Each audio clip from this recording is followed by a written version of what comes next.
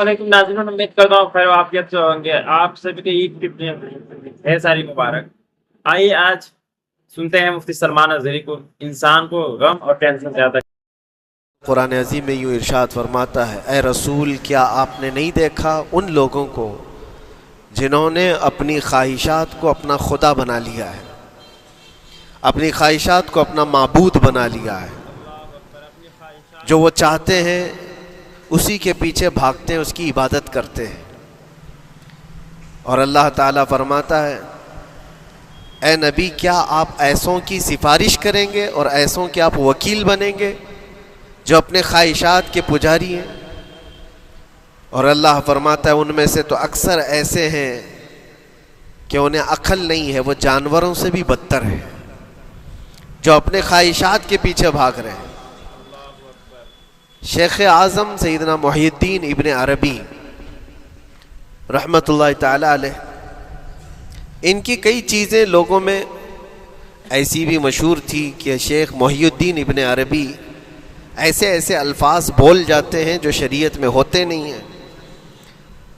बहुत सारे मसाइल उनके हैं, लेकिन एक बार शेख मुहियुद्दीन इब्न अरबी बैठे हुए थे, कुर्सी पर है, सामने मुरीदीन भी हैं, बहुत सारे मिलने वाले लोग भी आए हुए हैं। उसी असना में उन्होंने एक जुमला ऐसा कहा, वाकई अगर आपके सामने भी ऐसी बात आए तो आप बिफर जाएंगे। शेख मुहियुद्दीन इब्न अरबी कहते हैं, लोगों जो तुम सब यहाँ मेरे पास बैठे हो, तुम्हारा खुदा मेरे पाँव के नीचे होता है, तुम्हारा खुदा मेरे कदमों के नीचे होता है। सब जाहिर सी बात है, जैसे ऐसा जुमला सुना तो उठ करके लोग भागना शुरू हो गए कि आदमी काफिर हो गया। शेख आज़म है ये हज़रत मुहियुद्दीन इब्न अरबी, जिनकी बहुत सारी किताबें हैं। तसव्वुफ में आपका एक बहुत बड़ा बाब है।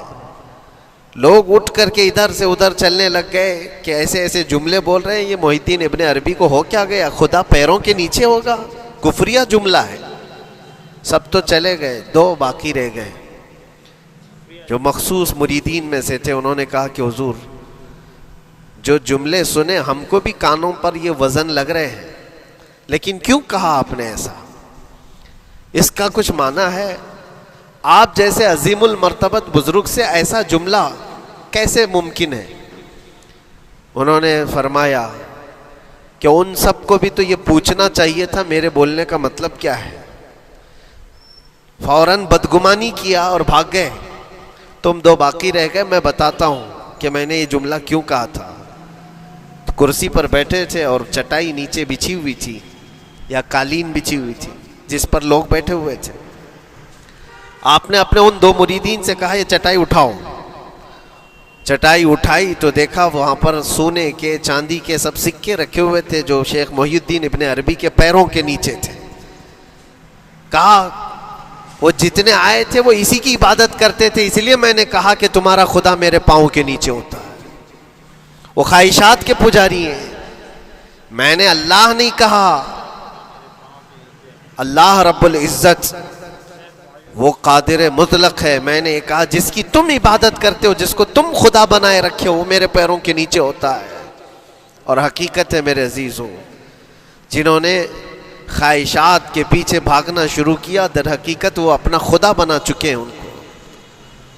क्या ऐसा नहीं होता है कि जो बंदा ज़िद्दी तबीयत का होता है, चाह लेता है कि ये मुझे चाहिए तो चाहिए, ये मुझे चाहिए तो चाहिए। ये जो ज़िद है अपनी ख्वाहिश को पूरी करना, यहाँ पर कहा गया है कि वो अपनी ख्वाहिश की इबादत कर रहा है, उसके पीछे भाग रहा है।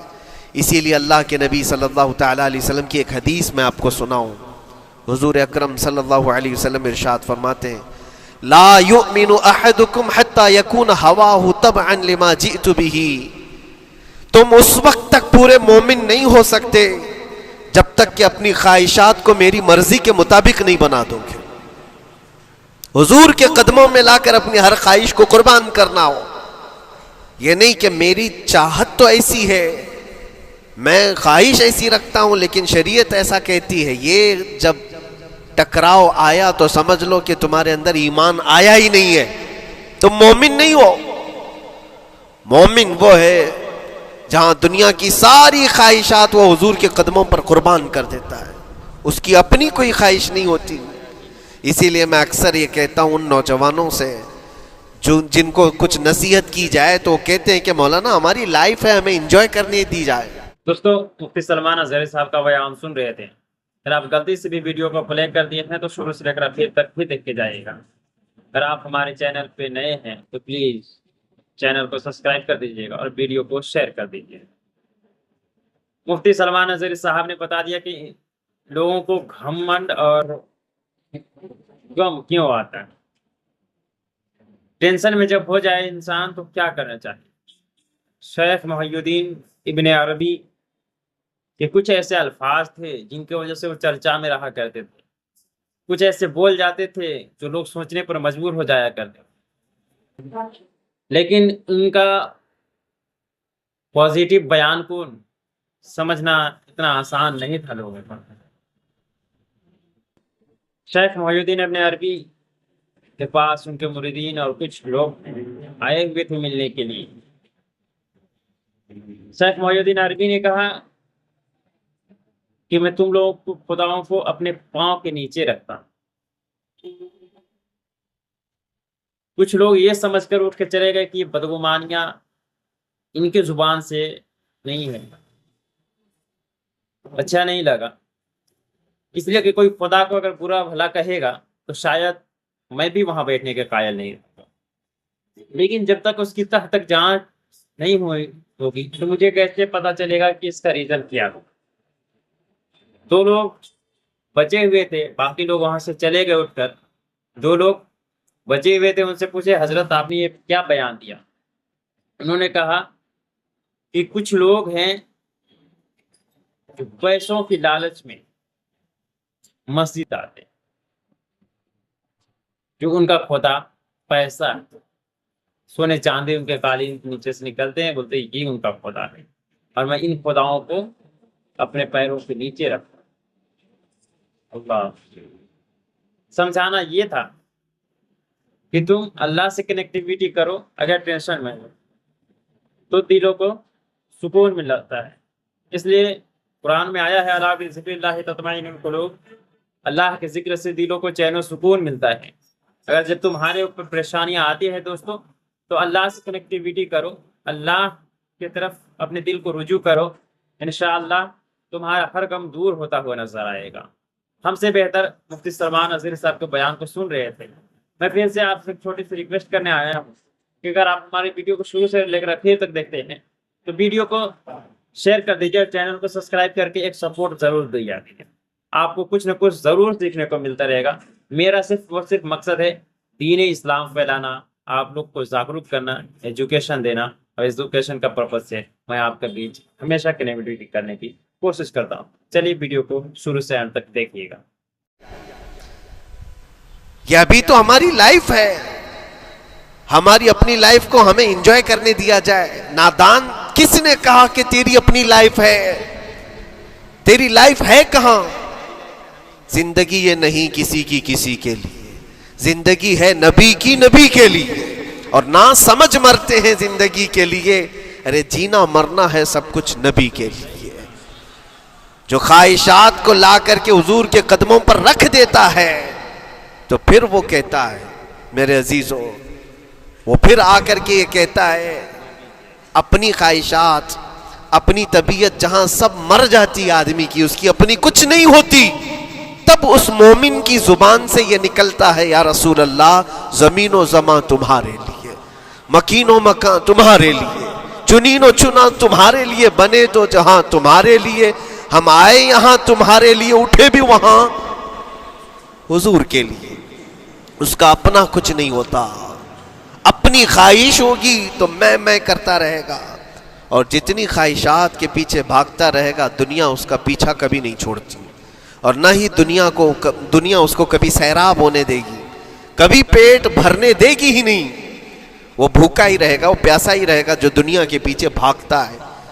ایک مرتبہ سیدنا عبداللہ ابن مسعود رضی اللہ تعالیٰ عنہ غمگین بیٹھے ہوئے تھے, کسی بات کا غم ہوگا, نبی پاک صلی اللہ تعالیٰ علیہ وسلم کا گزر ہو رہا تھا، آپ نے دیکھا، حضرت عبداللہ ابن مسعود سے پوچھا کہ غم کیوں ہے، تو آپ خاموش رہے.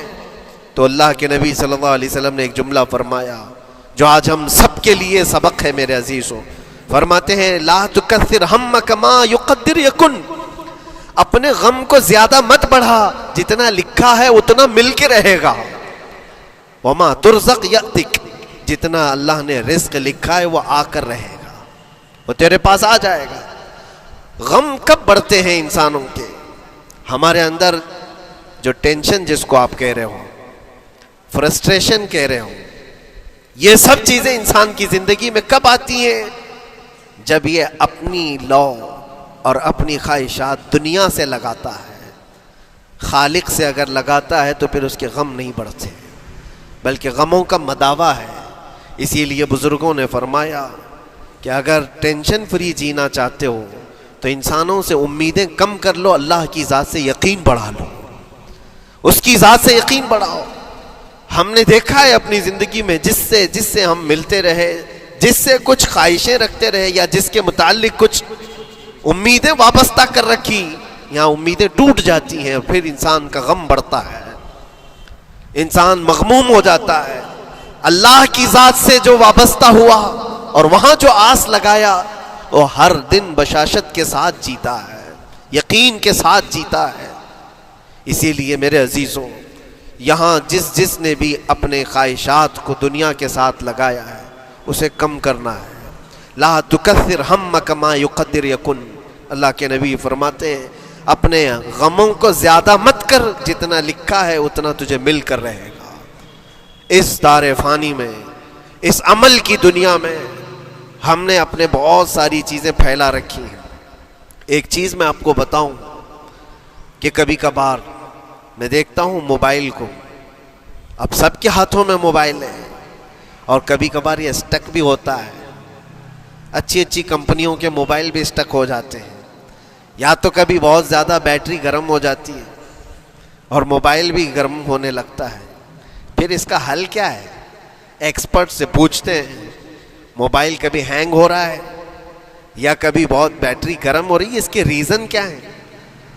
تو وہ ایکسپرٹ یہی بتاتے ہیں کہ اس کے اوپر اوور لوڈ ہو سکتا ہے، بہت زیادہ اس میں ڈیٹا جمع ہو چکا ہے اور پھر بیک گراؤنڈ میں ایکٹیو ہے بہت زیادہ، جس کی وجہ سے بیٹری ہارمفل ہے، بہت زیادہ گرم ہو جاتی ہے.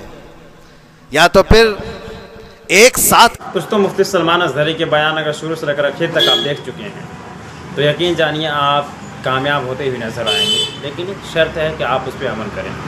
اگر آپ عمل نہیں کرتے ہیں تو کوئی مطلب نہیں ہے آپ کا سننا اور ان کا سنانا یا میرا آپ تک پہنچانا.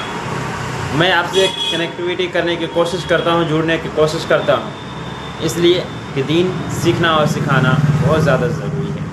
تو میں چاہتا ہوں کہ یوٹیوب کے ذریعے ہی آپ تک دین پہنچانے کی کوشش کروں. اگر میں ناچ گانے کی ویڈیو ڈالتا تو شاید بہت زیادہ شیئر ہوتا، بہت زیادہ سپورٹ ملتا، لیکن میں ناچ گانے کی ویڈیو نہیں ڈالتا ہوں. میں ایسے لوگ کا بیانات سوشل میڈیا پر اپلوڈ کرنے کی کوشش کر رہا ہوں تاکہ آپ دونوں جہاں اگر آپ سنیں تو بھی ثواب ملے، اور اگر آپ کی وجہ سے دوسرے لوگ بھی سنیں تو ان کو بھی ثواب ملے، یعنی دونوں جہاں میں کامیاب ہوتے ہوئے نظر آئیں گے. بس آپ سے ایک چھوٹی سی ریکویسٹ ہے کہ ہمارے ویڈیو کو شیئر کر دیجیے گا اور چینل کو سبسکرائب کر دیجیے گا. بیل آئیکن کو دبانا بالکل نہ بھولے تاکہ آنے والی ویڈیو کا ہر نوٹیفیکیشن آپ تک سب سے پہلے پہنچے. چلیے، تھینک یو سو مچ. پھر ملتے ہیں کسی نیکسٹ ویڈیو میں.